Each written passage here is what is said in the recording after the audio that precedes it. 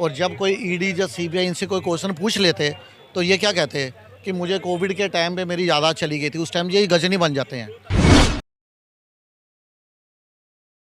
नमस्कार, मैं पायल शर्मा और आप देख रहे हैं एयर न्यूज़। इस वक्त मैं मौजूद हूं दिल्ली के कनॉट प्लेस में। मैं आपको बता दूं कि आम आदमी पार्टी के नेता सत्येंद्र जैन जेल से रिहा हो चुके हैं। तो इसी कड़ी में अरविंद केजरीवाल ने बयान दिया है। सीधा जनता से जुड़ते हैं और उन्हीं से जानते हैं। सत्येंद्र जैन बाहर आ गए हैं जेल से।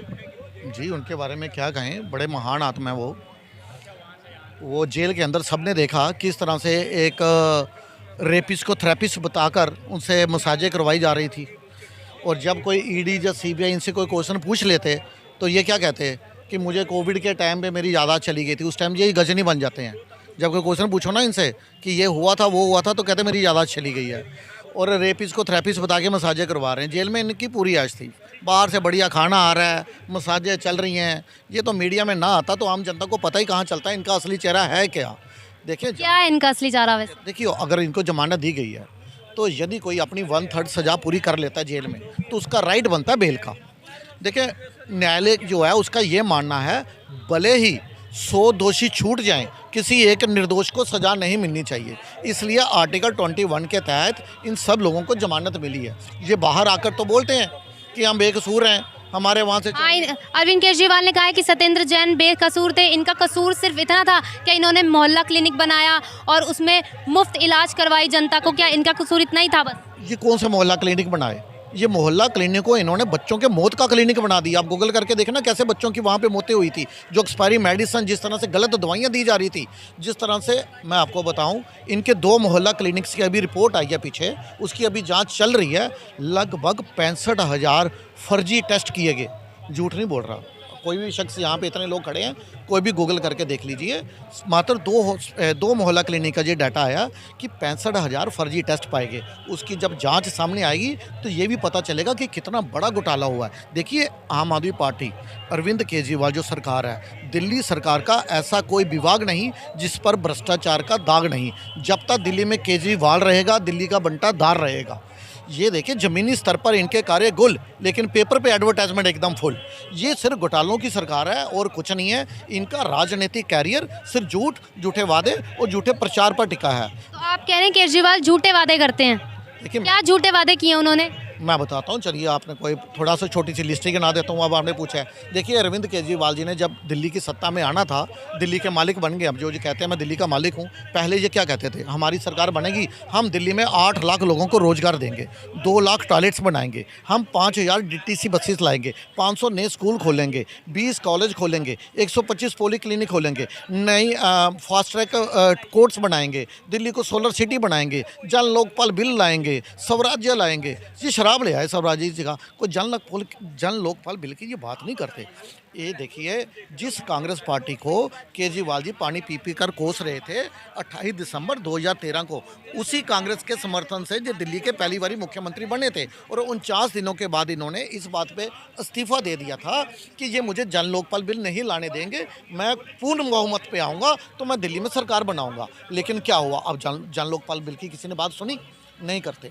ये अगर करेंगे कोई इनसे कि जन लोकपाल बिल क्यों नहीं ला रहे, एलजी दोषी हैं। एलजी, मैं कहता हूँ पंजाब में भी इनकी सरकार है, दिल्ली में एलजी नहीं काम करने दे रहे तो वहाँ लेकर आ जाओ।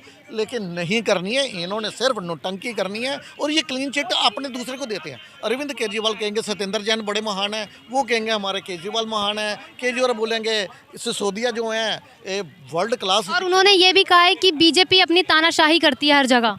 हाँ, तो मतलब जेल में जाएँ तो तानाशाही हो गई। अब बाहर आए हैं, देखिए जब ये जेल में जाते हैं तो लोकतंत्र खतरे में है, जब ये बाहर आते हैं तो लोकतंत्र की जीत हो गई। देखिए, ये दोगलापन नहीं चलेगा। अगर मोदी जी तानाशाह करते होते तो शीश महल कैसे बना लिया इन्होंने।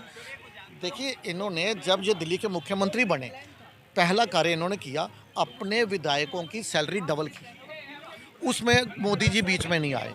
अब दिल्ली का इन्होंने जो बजट है, जो फंड है विधायक का, वो 10 करोड़ से 15 करोड़ पे कर दिया। और इनका जो फाइनेंस डिपार्टमेंट है उसकी ये रिपोर्ट सामने आ रही है। उन्होंने भी डिनाई किया था कि मत कीजिए। रीज़न ये था, दिल्ली सरकार के फाइनेंस डिपार्टमेंट की बात बता रहा हूँ। उन्होंने कहा था कि अभी तक जो विधायकों को फंड दिया जा रहा है मात्र 20% खर्च हुआ है। कहने का मतलब ये है 10 में से 2 करोड़ खर्च हुआ, 8 करोड़ जब पहले बचा हुआ तो 5 करोड़ और देने की क्या जरूरत पड़ी। सिर्फ नोटंकीबाजी करनी है, हम दिल्ली के गड्ढे बढ़ेंगे, भरने आए हैं अब 4 साल।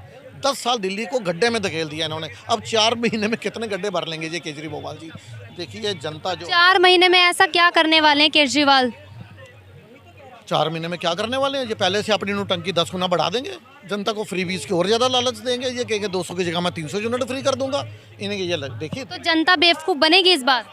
देखिए क्या है, मैं आपको बताऊं, 13% है लगभग दिल्ली में विशेष समुदाय का वोटर। 13% के आसपास ही हैं दिल्ली में बीपीएल, बिलो पॉवर्टी लाइन वाले। कुछ 13, 14, 15% ऐसे हैं जो इसकी चिकनी चुपड़ी बातों में भी आ जाते हैं। ये भोली वाली शक्ल बनाकर चिकनी चुपड़ी बातें कर कर किसी पढ़े लिखे व्यक्ति को भी बेवकूफ़ बनाने में इसको महारत हासिल है। इन्होंने पीएचडी कर रखी है। मैंने क्या बोल रहा हूँ, ये सदी के सबसे बड़े राजनीतिक नटवरलाल हैं। आज तक भारत के इतिहास में एक बुक लिखी जाएगी, नटवरलाल को फेल कर दिया इन्होंने। ये देखना, बाद में एक किताब लिखी जाएगी कि भारत के इतिहास में क्या पूरी दुनिया में इतना बड़ा राजनीतिक नटवर कोई नहीं आया कि काम करो जीरो फिर भी बन जाओ हीरो। वो तो कैसे ये कर लेते हैं? 2% काम करेंगे, कितना काम का जो खर्चा होगा वो 2 लाख का खर्चा करेंगे और 20 करोड़ के विज्ञापन दे देंगे। ये लेकिन ना, मैंने बार बार क्या बोल रहा हूँ, अभी भी कांट की अंडी बार बार नहीं चढ़ती। अब जनता के सामने इनका धीरे धीरे असली चेहरा सामने आ रहा है, तभी तो इनको तो लोकसभा। जनता इस बार विधानसभा के चुनाव में बेवकूफ़ नहीं बनेगी? देखिए, जनता भी लोकसभा में बोला था ना इन्होंने, जनता देगी जेल का जवाब वोट से। कांग्रेस के साथ मिलके लड़े, 0 सीट आई है। अब आप बोलेंगे लोकसभा में तो पहले भी 0 थी, अब भी 0 है।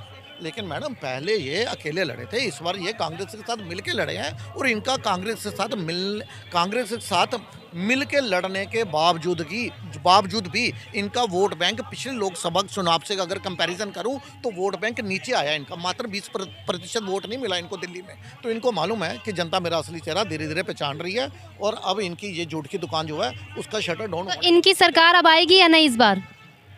मैडम, मैं फिर बता रहा हूँ आपको, यदि इन्होंने इंटरनल सर्वे करवाया है अपना, इन्हें मालूम चल चुका है कि दिल्ली की जनता अब इन्हें पसंद नहीं कर रही। जो कर रहे हैं वो थोड़े बहुत रोहिंग्ये, बांग्लादेशी घुसपैठिए या विशेष समुदाय के लोग जो हैं, लेकिन उनके बलबूते पे नहीं आ सकते। जनता जो बाकी जनता है वो काफ़ी समझदार हो चुकी है, वो इनके अब तथाकथित फ्री के लालच में नहीं आने वाली। क्या नाम है आपका? त्रिलोक, कहाँ के रहने वाले हैं? लोकल दिल्ली से ही। क्या कहेंगे, सत्येंद्र जैन बाहर आ गए हैं और उस पर अरविंद केजरीवाल जी ने बयान दिया है कि